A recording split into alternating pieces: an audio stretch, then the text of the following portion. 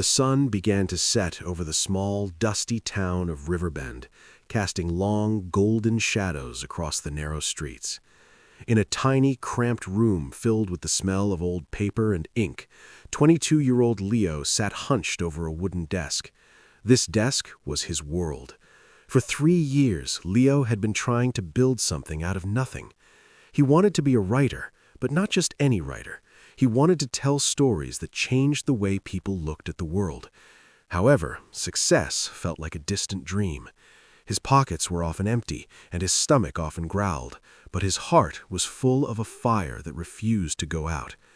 Every night, the silence of the town would be broken only by the rhythmic tapping of his keys or the scratching of his pen.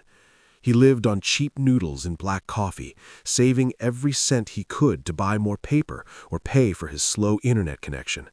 To many, he looked like a young man wasting his life, but to himself, he was an architect building a city made of words. Leo grew up in a family that valued hard work but had little room for dreams. His father, Thomas, was a carpenter, a man with hands as rough as tree bark and a heart that only understood things he could touch, measure, and build. His mother, Martha, worked at the local bakery, waking up at 4 in the morning to knead dough until her arms ached. They were good people, but they believed in security over passion. "Leo," his father would often say during dinner, his voice heavy with the fatigue of a long day, "stories are like smoke. You can see them for a moment, but you can't hold them. They don't put bread on the table. Wood does, stone does, real work does. You need to learn a trade that the world needs." Leo respected his father deeply, but he knew his hands were meant for a pen, not a saw. He worked part-time at the town library to pay his tiny rent, spending every other waking hour writing. He felt like a stranger in his own home, a dreamer in a world of builders, a poet in a town of laborers. The challenge was that Leo lived in a digital age where everyone was trying to be heard. The internet was a vast, noisy ocean, and Leo felt like a tiny bottle tossed into the waves. He posted his stories online, but they stayed at the bottom of the ocean of content. 10 views, 2 likes, 0 comments. This was his daily reality for a long time. It was discouraging to see people posting simple videos of their breakfast that got millions of views, while his heartfelt stories gathered dust in the digital corner. But Leo had a secret weapon: persistence. He didn't just want to be famous, he wanted to be good. He understood that quality takes time and that the greatest buildings need the deepest foundations. Every night, he would read the masters of storytelling, analyzing how they built tension, how they developed characters, and how they made readers cry or laugh. He knew that simple words held the most power. He avoided big, complicated words because he wanted his stories to feel like a warm conversation with a dear friend. He wanted his readers to feel the wind, smell the rain, and hear the heartbeat of his characters. One Tuesday evening, while the rain drummed a steady, heavy beat on his tin roof, Leo finished a short story called The Lantern Maker. It was a simple tale about an old man named Silas who lived on a dark, lonely mountain and made lanterns for travelers who were afraid of the dark. The twist in the story was that the lanterns didn't actually have candles or oil inside. Instead, Silas would sit with each traveler and tell them stories of courage and hope. By the time he was done, the traveler felt so brave that they no longer feared the dark. It was their own hope that lit their way home. Leo felt something different about this one. It wasn't fancy or complex, but it was honest. It was raw. He uploaded it to a popular storytelling platform at 3 in the morning, his eyes burning with exhaustion. He didn't even check if the upload was successful before he fell into a deep, dreamless sleep on his narrow bed. When he woke, his life had changed forever. The story had gone viral. Thousands of people had shared it while he slept. By noon, the views were in the hundreds of thousands. Comments were pouring in from all over the world, from teachers in London, doctors in Tokyo, and students in New York. People said the story made them feel less lonely. One woman wrote that she had been having the darkest week of her life until she read about Silas the Lantern Maker. For the first time, Leo realized that his voice mattered. He wasn't just writing into a void, he was connecting with human souls across oceans. But fame is a fickle friend. While The Lantern Maker was a hit, Leo knew he needed more than one success to build a career. He didn't want to be a one-hit wonder whose name was forgotten in a week. He needed a plan, a vision, and a lot more hard work. He decided right then that he would use this momentum to do what he had always dreamed of: write a full-length novel. He knew it would be the hardest thing he had ever done. A novel required stamina that a short story did not. He set a strict goal: 5,000 words a day. This was a massive undertaking for a single person. No matter how tired he was from the shift at the library, no matter how much his fingers ached or his back hurt, he would sit at that wooden desk. There were days when the words wouldn't come at all. He would stare at the white screen until his eyes burned, the cursor blinking like a mocking heartbeat. There were days when he felt like a fraud, wondering who he was to think he could write a book. He would look at his empty fridge, the mounting bills, and his old, worn-out shoes, and he would think about giving up. He would remember his father's words about real work and wonder if he should just go ask for a job at the construction site down the road. During these dark moments, Leo would go for long walks by the river that gave the town its name. He began to observe the people in his town with a new perspective, seeing them as characters in a larger story. He watched Mrs. Gable, the baker, smile when she pulled fresh golden bread from the oven, even though her joints hurt. He watched the children play in the dirt without a care in the world, their laughter ringing like bells. He watched the elderly sit on their porches, watching the world go by with eyes that had seen too much, but still held a spark of kindness. He realized that success wasn't just about money or fame, it was about connection and empathy. He started writing about these people, weaving their simple, beautiful lives into a grand epic of the human spirit. Months passed in a blur of ink, caffeine, and solitude. Leo became a ghost in his own town. He rarely went out except to the library or the grocery store for the basics like eggs and bread. His hair grew long and messy, and his eyes were often red from lack of sleep. His friends stopped calling because he was always too busy or at the desk. But the manuscript was growing. He titled it The Echo of Small Things. It was a story about how small acts of kindness, a shared meal, a kind word, a helped hand, create a ripple effect that can change an entire city. He used the simplest English possible, ensuring that a child or a scholar could both enjoy the rhythm of the sentences. He wanted his prose to be as clear and refreshing as the water in the river. He didn't want to hide behind big words. He wanted to stand naked in his truth. When the book was finally finished, a massive stack of 300 pages, the real struggle began. Leo sent his manuscript to 50 different publishers, from the giants in the big cities to the tiny presses in the countryside. This was the era of the Great Rejection. One by one, the letters and emails started coming in. Too simple, said some. Not enough action or drama, said others. We don't think there's a market for this kind of quiet, slow story in such a fast-paced world, wrote a major publishing house.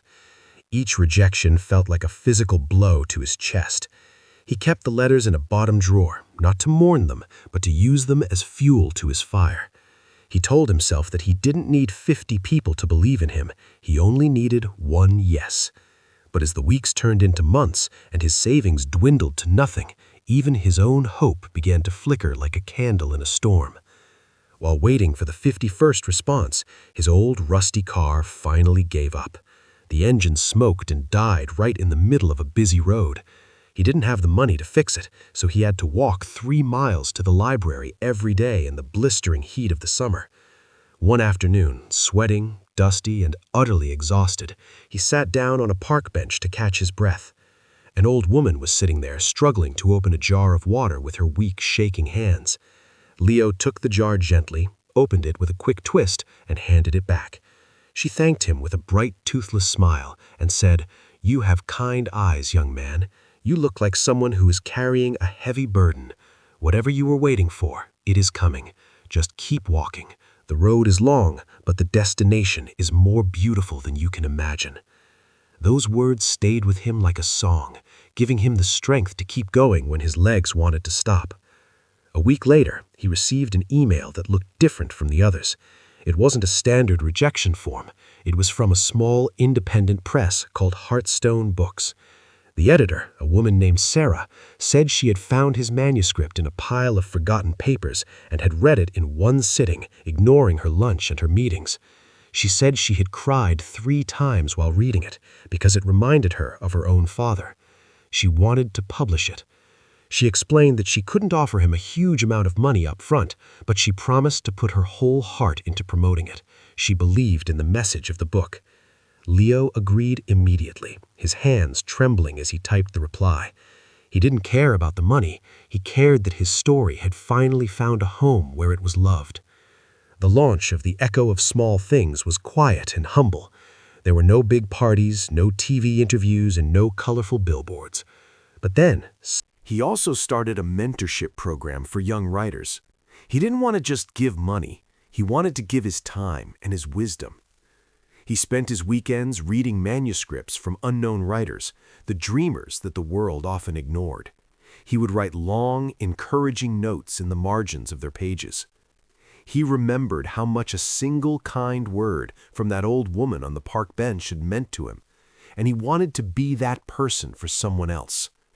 He taught his students that the most important part of writing isn't the grammar or the vocabulary, but the empathy. You must feel what your characters feel, he would tell them. If you don't cry when they lose something, your reader won't either. Be honest, even when it hurts. One of his students, a young man from a very poor family in a distant city, eventually published a book that became a classic. At the grand award ceremony, the young man stood on stage and looked at Leo in the audience. "I am here today," he said with a trembling voice, "because one man believed that a person from a place like mine could have something worth saying. He taught me that my life wasn't too small for a big story." Leo sat in his seat, a single tear of joy rolling down his cheek. That, he thought, was his greatest achievement. Not the millions of books sold, but the cycle of belief and hope he had helped start in another human being. As he grew older, Leo's pace naturally slowed down, but his mind remained as sharp as ever. He spent more time in his garden, tending to the roses, the herbs, and the vegetables. He found that the patience required for gardening was very much like the patience required for writing. You plant a small seed, you water it, you wait, and eventually something beautiful and strong grows. He often sat in his garden with a cup of tea, listening to the birds and the wind in the trees. These simple, natural sounds were often more inspiring than any city noise. He felt a deep connection to the earth, the same way he felt a connection to his readers. He eventually wrote a memoir, not about his success, but about the lessons he learned from his many failures. He titled it The Gift of the No. He argued that every rejection he received was actually a hidden gift because it forced him to look deeper into himself and his work. It made him stronger, more resilient, and more determined. The book became a guide for anyone struggling in any field, artists, entrepreneurs, and students alike. It reminded them that no is not a wall, it is just a door that hasn't opened yet. It reminded them that the only true failure is giving up on the thing that makes your heart beat faster. In his final years, Leo was the most beloved figure in Riverbend. On his 80th birthday, the whole town organized a surprise parade for him. There were colorful banners, joyful music, and the baker made a massive cake in the shape of his first book. Leo stood on his porch, waving to everyone with a wide, happy smile. He saw his children and his grandchildren among the crowd. They weren't all writers, but they were all kind, hard-working people who followed their own unique passions with courage. He had broken the cycle of fear in his family and replaced it with a cycle of support and love. He felt that his work was finally done. That night, as the festivities ended and the town grew quiet once again, Leo sat in his favorite leather chair. He looked at the wooden desk his father had made for him so many years ago. It was scratched, worn, and stained with ink, a beautiful history of his life etched into the wood. He felt a profound sense of completion. He had said everything he wanted to say to the world. He had loved everyone he wanted to love. He had lived a life that was as honest as his prose. He was a happy man. He picked up a pen one last time, his hand shaky, but his spirit steady. He wrote a short note and left it on the center of the desk. It said, "The story doesn't belong to the writer. It belongs to the person who needs it most. To whoever finds this desk next, don't be afraid to be yourself. The world is waiting for your unique light. Don't let it stay hidden." He leaned back and closed his eyes, a peaceful smile on his face. He could hear the river calling his name, a soft, gentle, and welcoming sound. He wasn't afraid of the dark anymore. He had spent his whole life making lanterns, and now the light was everywhere. As Leo's fame grew, his world expanded far beyond the dusty streets of Riverbend. For the first time in his life, he held a passport in his hand, a small blue book that felt like a key to the entire planet. His first trip was to London for a grand literary festival. As the airplane soared above the clouds, Leo looked out the window and marveled at how small the world looked from above. He remembered the years he spent walking 3 miles to the library just to save a few coins, and now he was crossing an entire ocean in a matter of hours. London was a whirlwind of gray stone buildings, red buses, and thousands of people hurrying through the rain. Leo stood in the middle of a massive bookstore in the heart of the city, surrounded by hundreds of readers who had come just to hear him speak. He felt a moment of panic, the old fear that his simple words wouldn't be enough for such a sophisticated audience. But as soon as he started talking about the river in his hometown and the hard-working people who lived there, the room went silent. He realized that whether he was in a tiny village or a giant metropolis, the human heart, hungry for hope, sounds exactly the same. After London, he traveled to the mountains of Switzerland. He stayed in a small wooden cabin that reminded him of the sheds his father used to build. He spent his days hiking through the alpine meadows where the air was so crisp it felt like drinking cold water. He met an old shepherd who lived alone with his goats. Even though they didn't speak the same language, they shared a meal of bread and cheese. Leo watched the shepherd tend to his animals with such care and realized that success isn't about how many people know your name, but about how much love you put into your daily tasks. This experience inspired a new chapter in his travel journal about the silent languages of the world. From the cold mountains, Leo flew to the vibrant, sun-drenched streets of Mumbai, India. The city was a beautiful chaos of colors, smells, and sounds. He was invited to speak at a school in one of the city's poorest neighborhoods. When he arrived, the children greeted him with handmade flower garlands and wide, curious smiles. He sat on the floor with them and told them the story of the lantern maker. One young boy asked, "Mr. Leo, can I be a writer too if I only have one pencil?" Leo felt a lump in his throat. He took his own silver pen from his pocket and handed it to the boy. "It only takes one pencil to change the world," he whispered. "The power isn't in the pen, it's in the person holding it." In Japan, Leo experienced the beauty of silence. He visited ancient temples in Kyoto, where the gardens were raked into perfect patterns of sand. He learned the art of the tea ceremony, where every movement is slow, purposeful, and full of respect. He realized that his writing style, simple and clear, was very much like these gardens. You don't need a lot of noise to make an impact. Sometimes the most powerful thing you can do is create a space where people can finally be still and think. But traveling wasn't always easy or glamorous. There were long, lonely nights in hotel rooms where he missed the sound of the Riverbend water. There were flights delayed by storms and moments of deep exhaustion where his body begged for rest. In Brazil, he got lost in a crowded market and couldn't find his way back to his hotel. He sat down on a crate, feeling overwhelmed and small. A local fruit seller noticed his distress and offered him a slice of fresh mango. They sat together in silence for 10 minutes, watching the crowd. That simple act of kindness from a stranger reminded Leo of the theme of his book. Small things are never truly small. They are the threads that hold the world together. Leo also visited the Great Wall of China. Standing on those ancient stones that stretched over the mountains like a sleeping dragon, he thought about his father. His father built things out of wood and stone that would last for decades, but these people had built something that lasted for centuries. He realized that his books were his great wall. They were his way of building something that would protect the stories of common people long after he was gone. He took a small stone from the path and put it in his pocket, a reminder to always build his stories with strength and purpose. Throughout his travels, Leo kept a notebook by his side. He didn't write about the famous monuments of the expensive hotels.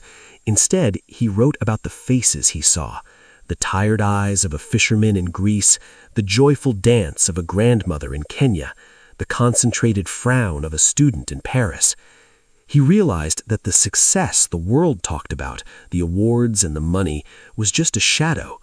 The real success was the wisdom he was gathering from every corner of the earth. He was becoming a citizen of the heart.